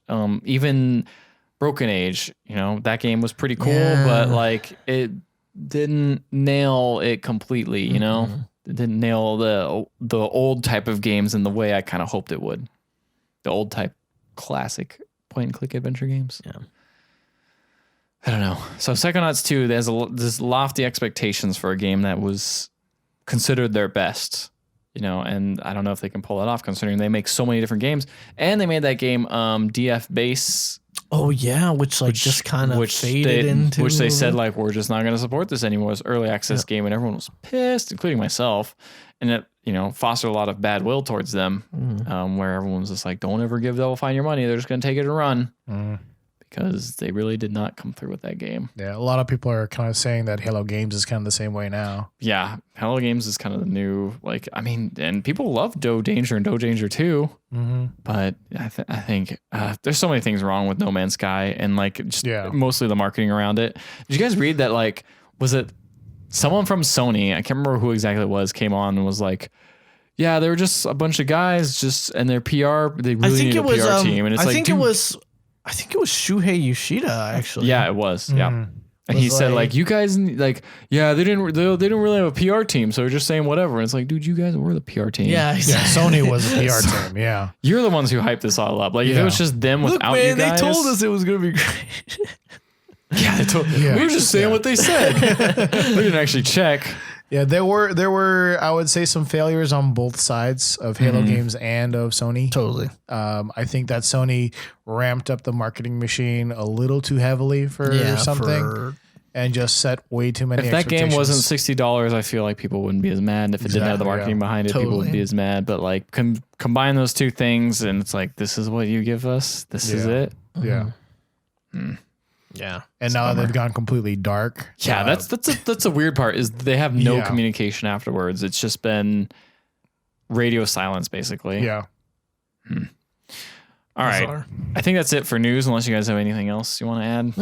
Nope. All right. Then it's time for trailer trash. Trailer trash. She was a truck. Yeah, well, what kind of truck? She was like a Jaguar, but she was a truck. It's not a truck at all. No, It's not. That's she like had a sexy curve like a Jaguar. sexy I tell you what, but she was a truck. like a future truck where it was like round and ran on electric fuels. Hey, yeah. All right, I don't know. You get her All done. right, we're gonna get out of here. So we watched some trailer trash. We watched this. The first thing was I mean, a sizable amount of. Sizable amount. a sizable amount. So we watched this game called Hello Neighbor, Yeah. which I read some headlines and that was it. I didn't actually read into the game, which I'm actually gonna start looking at now. Apparently, it's like a horror type game. Yes. That's what it seemed to be from the little clips that we saw. Despite having colorful graphics, it's supposed to be like a home invasion type game That's what it seems like it, yeah. where someone is. I mean, the way I perceived it from like early reports was that it was just like it was kind of like your neighbors up to your neighbors up to no good. Okay, I just Right? looked up the game. Yes, so on the FAQ of the website for Hello Neighbor game, Okay. they have what is the goal of the game? The goal of the game is the main goal is to get into the neighbor's basement and reveal his secret. Yes, your neighbor's up to no good, so you have to get in his house and figure out what he's doing. Yeah. But like also I was hearing but also like apparently there's some sort of dynamic AI system going on, so your neighbor will figure out your tendencies if you try to get in his house or whatever what you're trying to do. Anyway, the trailer itself didn't really explain that very well. It just made it seem like you were a home invader. Yeah, which is weird. And apparently it's like your neighbor is really scary and he doesn't want you to enter your house at all. Mm-hmm. And it has some really, the trailer itself had some pretty intense, kind of scary scenes where it was like, you walk into the house and it was very quiet and there's just people talking. And then it's just like at the end, the neighbor just grabs you from behind and gets you. Yeah. And then it seems like buries you alive, possibly. Yeah, possibly. And the people who made this game had a very familiar symbol, a very familiar logo. I can't remember. The developer Tiny Build. Sounded familiar, but I can't remember who. I think it's a publisher. The publisher is familiar. They made Speedrunners, Cluster Truck. Speedrunners. What else they make? Don't know Cluster. I don't know any of these other games. But Cluster Truck is apparently good. It looked interesting. I'm not a huge proponent for first-person stealth because I feel like it's a little too difficult to pull off correctly. Yeah. It looked interesting. I can't think of a scary. single game. I don't know how deep into the game. I mean, how deep of a game it actually is. Well, it looks to be pretty good. It looks like from the website, it says that the neighbor will gather information about the actions, decisions, movements, and then will come up with counteractions. So, like you go in once, get caught, and then he'll maybe put CCTV up or this, that. Yeah, well, in the trailer itself, like, it showed you going outside, breaking a window to go back outside, and then your neighbor breaking a window on the opposite side of the house to kind of cut off your exit. Yeah. And then you jumping back into the house and then finding part of the exit barricaded and stuff like that. So it looks like it's not the first time that he's gone in there. yeah, totally. So it looks interesting. I will watch somebody play this, but I will not play this myself because I'm not a huge horror guy. And again, the first person stealth stuff, really starts Sounds to kind of me out. crappy. Yeah, it's interesting. It's an interesting idea. Like it's creative. Especially with the art style that accompanies it. It does have looks very different. It's bright and sunny It almost instead looks of like a double fine. Kind Yeah, of, like very stylized. yeah. Very pretty. Very happy considering the dark subject matter. Mm-hmm. Speaking of games with interesting art styles, Nidhogg 2 had released a teaser trailer. Man, Oh, yeah. what is What do they happening do? with this game? Wait, have you seen the actual Nidhogg itself? No, I haven't seen what the let me Nidhogg say looks it. like. So- I'm surprised they did not show that in the trailer. Yeah, that's interesting. I saw. But yeah, so they're releasing Nidhogg 2, and apparently you can stomp people's faces in or something. I don't know. They had Yes. some interesting. There's little, like multiple weapons you can use, not just the rapier anymore. I saw like an axe. I saw a bow and arrow. that's the Nidhogg. Oh, okay. It looks Oh. it looks kind of gross. Yeah. So I think it's kind of reminiscent of like Clay Fighter type of games where it's kind of like It definitely looks a lot goofier than. Mm-hmm. I mean Nidhogg. It Original looks like it's kind of Nidhogg. the gore because the thing about the old one was just basically pixels and the It's gore like you're made was of paint. yeah, and the gore was like oh whatever, this is just weird blood. But now it's like oh this piece is like coming out of like people. It's Yeah, weird. Yeah, and they're making weird, goofy facial expressions and stuff. Uh-huh. Like I don't know. I don't know how I feel about the. I mean, I'm sure if as long as they stick to the same basic gameplay principles of the first Nidhogg, I'm sure it'll be. God, Nidhogg's so good. I'm sure it'll be is really great to play. But I'm not sure how I like the new art direction. Yeah, I don't know. We'll see how it plays out as the game goes on, but it's definitely not. It's interesting, but I wouldn't say it's pretty. It's not. No, it is not definitely pretty. not. It looks gross. It's not. It's not. It's just, the thing is it's not. It doesn't have to be pretty as long as like it's Got a good personality. stylistically. Yeah. Yeah, as long as it's stylistically consistent. But I don't know. I wasn't a huge fan of it off of the brief. Yeah, it was very quick. Maybe it'll look brief better look from longer the- because that was like a 40-second trailer. Yeah.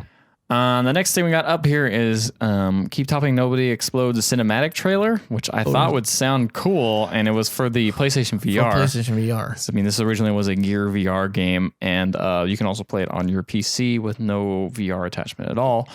But this was kind of lame. This was pretty lame. I mean, it was cool to see the game running on PlayStation VR in that like one person is isolated in the PlayStation VR, Yeah. whereas everybody else playing has the manual up on the screen. Mhm, which is neat because that means you don't have to print out anything or have like a second laptop or anything like that, which is how we've played it in the past. And that's a cool thing because the advantage of VR is, hey, I have no peripheral. I can't see what's going on outside of me for cheat, sure. can't Yeah, do there's anything no like it, cheating at all. So that was neat, but then the trailer was just so serious. It was very self-serious with very lame actors. Very lame actors. Oh, yeah. Again, one guy trying to defuse a bomb, two people back at headquarters being like, "Oh, what do you see, man? A big button says detonate. You press it and immediately release it. Yeah, but it says to detonate. Just press it, man. But it says detonate. Just press it, Fine. man.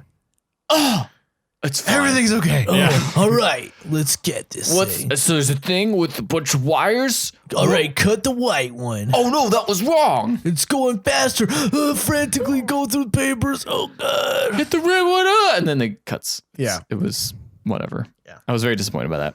Especially because I feel like the game doesn't take itself that seriously. It really doesn't. So It's a great game. That's a great use of VR. And that's why I first played it, and I think that's probably the best way to play it. Although the other one's perfectly fine. Yeah. It would yeah. It would definitely be an interesting way to play it. And I think it will give another resurgence for it. I think the sensory deprivation is what gives it a huge advantage as opposed to like you feel more alone because you can only like in a real bomb situation. It's like the idea is you're only hearing him through your ears. I was surprised to see it in the trailer being played predominantly with a controller because I wonder how like the bomb diffusing stuff. That's how I played it works. first. Really? It's very simple because it just selects. I mean, you just have those selector over It's it not and you as just hit the A button. well, because I was gonna say when we would play it, we would typically play it on a laptop with a touchpad. A mediocre touchpad. And that was always so like tension filled because I'd sometimes slide it too far and like cut the wrong wire or like hit the wrong number on a combination or whatever, and it'd just be like, oh God. It would be interesting with hand With, like, controls it. move If the- controller, but yeah. Oh, where you're actually like you have like a pair of pliers. Yeah, and you're yeah, actually like- snipping them. Yeah, That'd or be pretty like cool. kind of like the HTC Vive hand controllers or something like that. Like if I don't know if PlayStation's going to have any of those, but something like that where you can kind of manipulate and come in through, and that could be. I mean, the idea behind the Move Yeah. controllers is going to be very similar. also it'd be great if they do eventually have that kind of support on all platforms. Just have an option where you can grab the bomb and then just chuck it across the room and it explodes. Just like that's what I would immediately do. Yeah, that's All right, true. what is this thing? Oh, I'm dead. Yeah, that'd be pretty good. actually kind of be more true to life. I mean, a lot of EOD is not defusing the bomb, but just detonating it in a safe manner. That's true. You just have this other thing where you're trying to find like the appropriate open up the safe so you can put the bomb inside the safe. Yep. And it's a whole separate mini game. Next thing we watched was Titanfall 2 single player trailer, which was Which was odd because it just showed like the stuff you could do in the game, honestly. Yeah. And it was like, okay, I don't know and anything it else. kind of gave a little bit of background to what the conflict in Titanfall kind of is, Yep. which seems like your very basic military industrial complex stealing resources from the little guy and he's fighting back or And whatever. the little guy's a pilot, and the pilots Yeah. are crazy cool, and they have a big bond with their Titan, which I kind of like that idea. I think that's a cool way to go with the storyline, where pilot is his bond with their Titan. It's like a buddy cop film where one person's Or very much like a Pacific Rim kind of, meeting Yeah. the drift sort of thing. sort of, yeah. Except you're Yeah. drifting with AI. Yeah.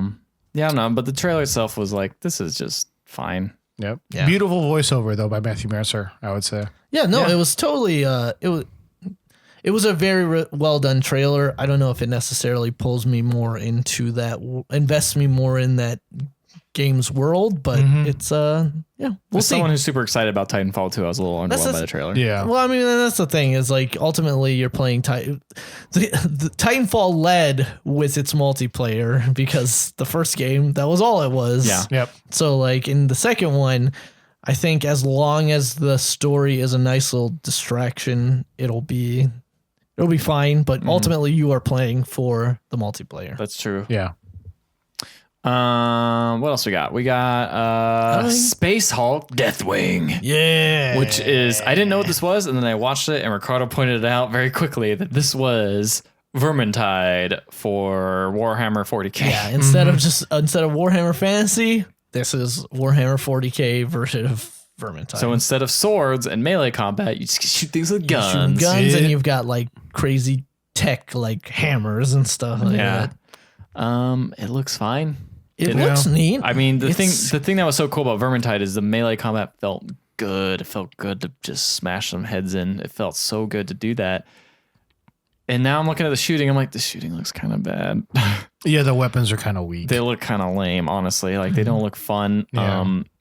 The problem my biggest problem with Vermintide was they had a loot system which set it apart from Left 4 Dead, which was cool because you could upgrade your guy and you can get some more armor and things and trying to change how it plays a little bit, which was neat.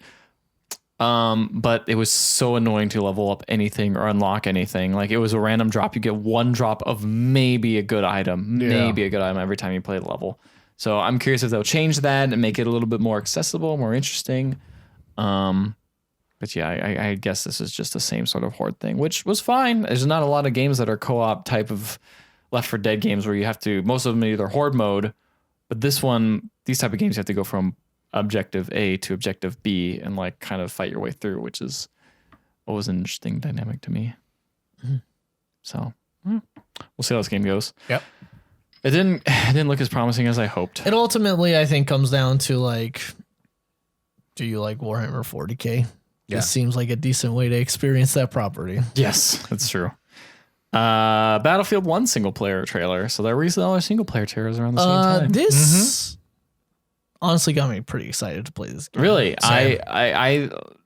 I feel like it's not going to be the same tone as this for some reason. Like the tone itself was, I think you mentioned it, Laurent. Yeah. It was so the tone of the trailer seems like an uplifting war movie. Yeah. With like carousing, like uplifting scene. Well, I think about it though, that would be the opposite of a Call of Duty, because Call of Duty is like grim as hell, and it's like it would be interesting to see a uplifting kind of like heroic war movie as opposed to like everyone sucks. Well, that's the thing too, is it's like I think there was a line in here, something like if 1 in 1,000 of us makes it back, like they're gonna have some stories to tell about this war or whatever. Yeah, either that or if 1 in 1,000 was even remembered. Yes, I think exactly.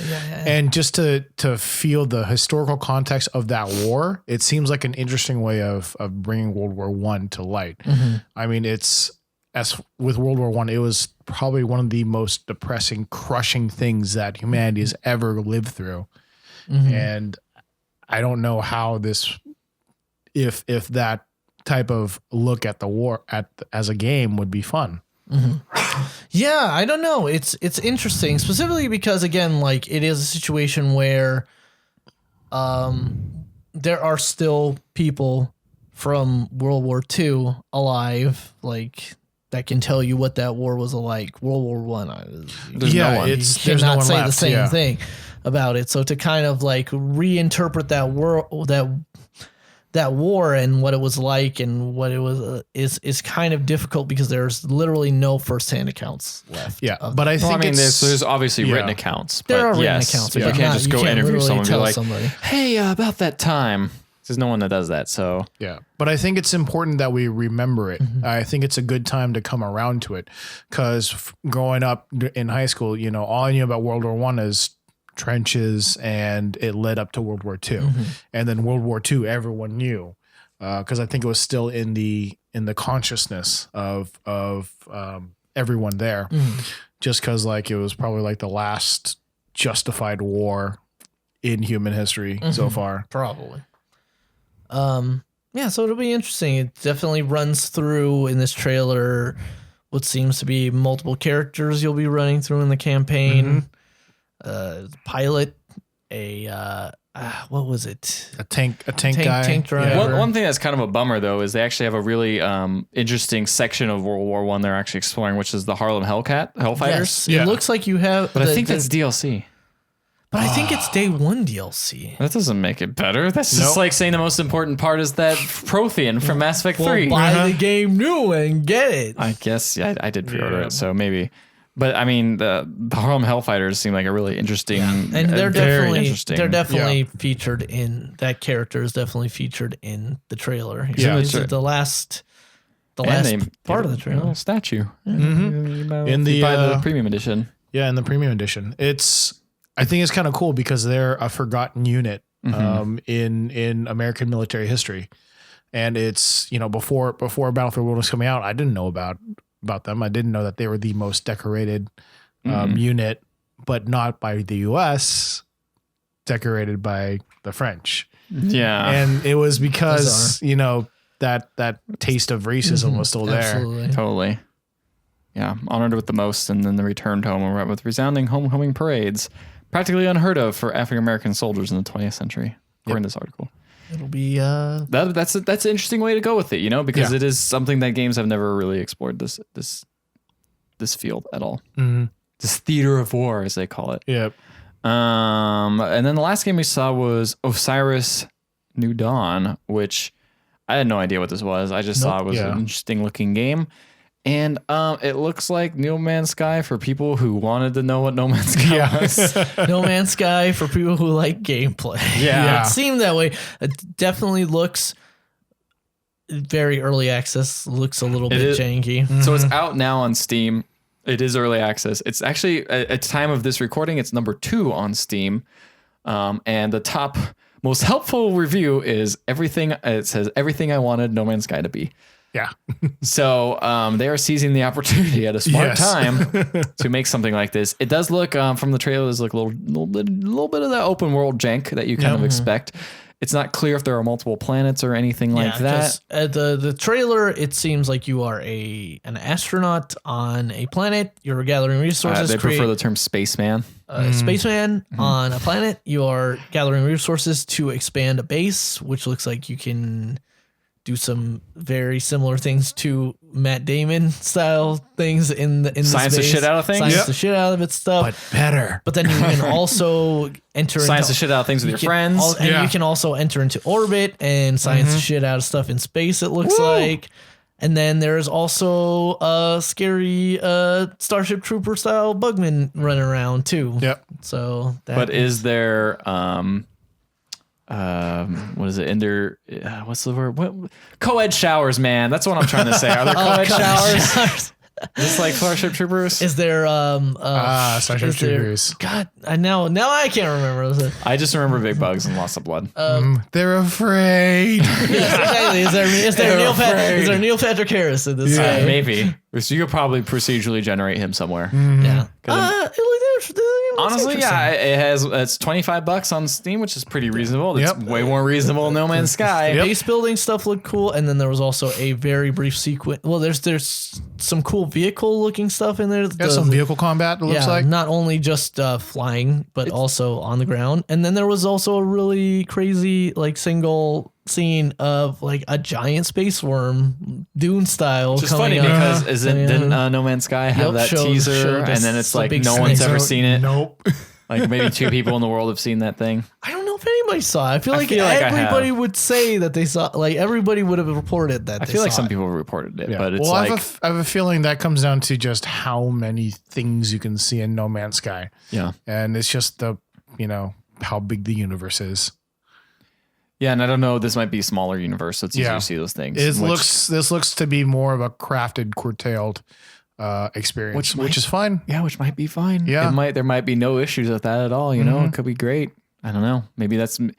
I always thought that procedurally generated things just, even when before No Man's Sky came out, like anything procedurally generated just always had kind of like a.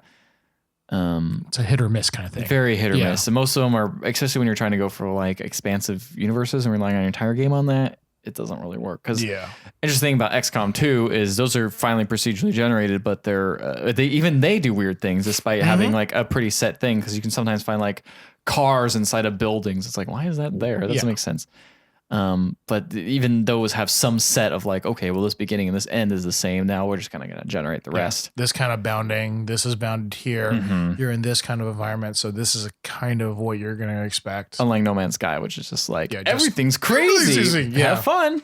Hope it's good. We hope it's good. Oh, it's not good. Oh God, please don't ask for refunds. Don't say it. Don't say anything. Don't say anything. So yeah, that's all the trailer trash we had this week. What was your guys' winners? What was it? What was the game of this? I think I'd say Battlefield 1. What? Battlefield 1. I gotta make a double check, but I think it might be Neighbor. Honestly, Neighbor was probably the most like, hello Neighbor. What is this? Yeah. Like, I mean, Battlefield 1 was the tone was cool, I guess, but like Hello Neighbor was like, this game seems weird. Yeah, and it had a cool style and it looked neat. I don't know if I'll play it, but I mean, I'm gonna go with Hello Neighbor just to be a little, just to set you guys off. Can I be unanimous? I got you. This isn't Jazz Punk live action trailer. You would like to dissent. Yeah, you're gonna write a statement afterwards. Dissenting opinion. Yeah, dissenting opinion. Exactly. Despite obviously losing and being on the losing side, just be a little grumpy. So I think that's it for the Pixel Podcast, guys. I think we're wrapping up here. We did it. We created an episode. This is a full episode. I can put it out and release it to the internet. Is this what it feels like? This is what it feels like. Create life. Internet life.